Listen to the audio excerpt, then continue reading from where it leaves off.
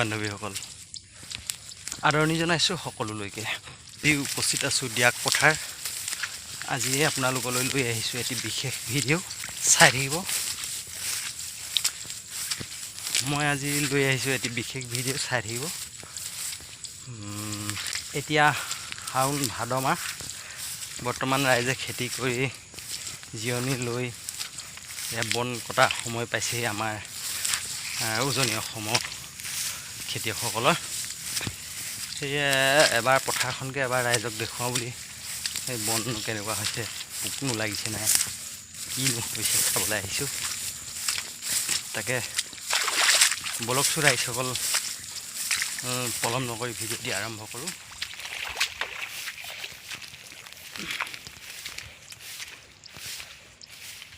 এইখন এখন বৃহত্তৰ কাকপথাৰ অঞ্চলৰ এখন ডাঙৰ পথাৰ, নাম দিয়াক পথাৰ।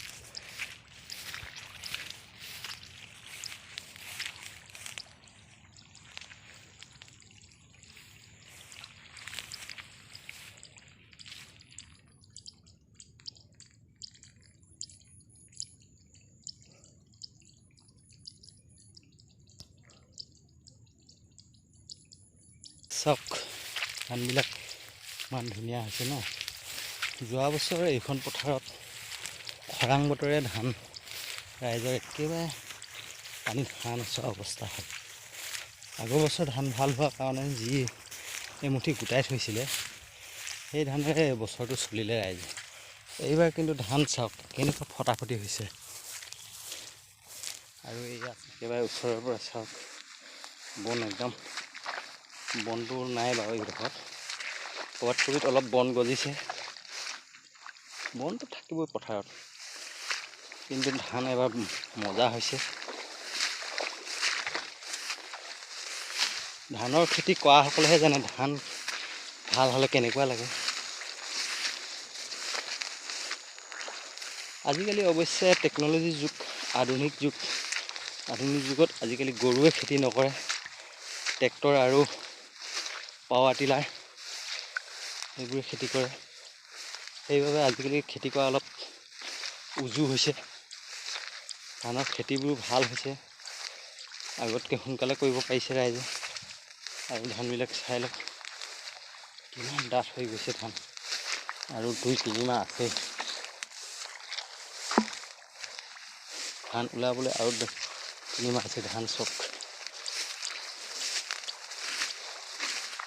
এয়া আলিটো চাই লওক, জেতুকা একদম ভৰপূৰ হৈ আছে। এইফালে চাওক, এইফালে চাওক। আৰু এতিয়া মোৰ ক'ত চাবলৈ আহিছিলোঁ, ইয়াত পাবলৈ হ'ল নাই।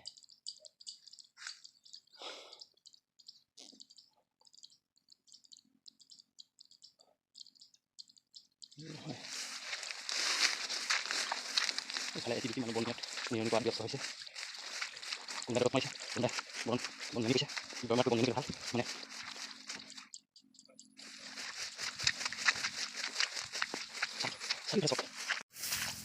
চাওকচোন, চাৰিওফালে চাওক কেৱল পথাৰ আৰু পথাৰ। ওচৰত মানে এইফালে চাওক, সিফালে চাওক, ইফালে সিফালে বুলিবলৈ নাই, কেৱল পথাৰ আৰু পথাৰ। আৰু মাজতে আছোঁ মই অকলে আহিছোঁ পথাৰ চাবলৈ। পথাৰত কিন্তু ভয়ো লাগে দেই, সাপ ওলাব বুলি।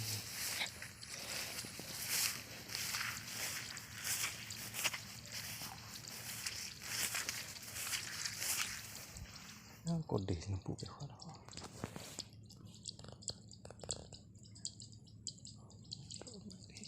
দেখিছিলোঁ পথাৰ আৰু পথাৰ। চাওক পথাৰ আৰু পথাৰ, পথাৰ মনি নপোৱালৈকে পথাৰে পথাৰ। ধান কিন্তু বিৰাট মজা ধান।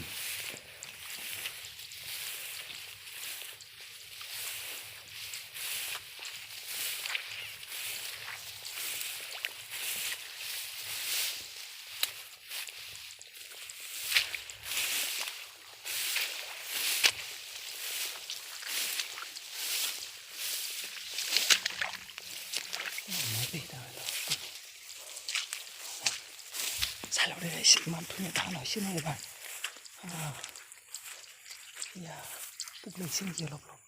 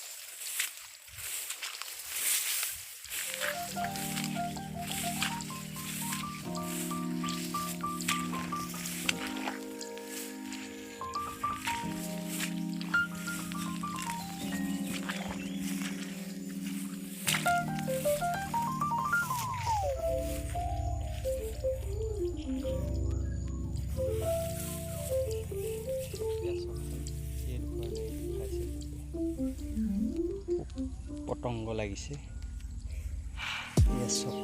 এইবিলাক পোক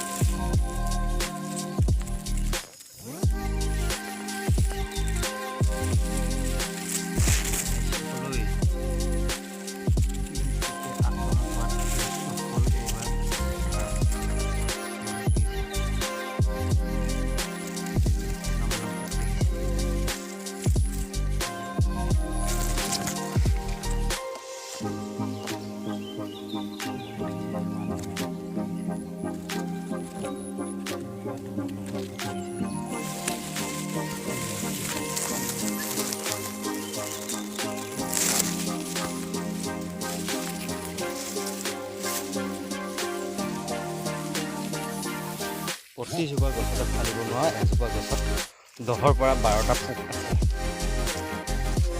কমেও 10ৰ পৰা 12টা তাতকৈ বেছি আছে কিন্তু কম বুলিও 10ৰ পৰা 12টা পোক চাব পাৰে চাই ল'ব পাৰিব ইয়াৰ প্ৰকৃত নিৰাময় কি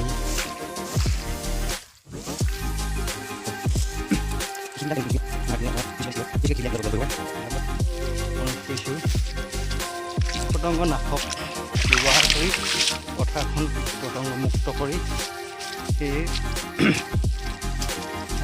ধান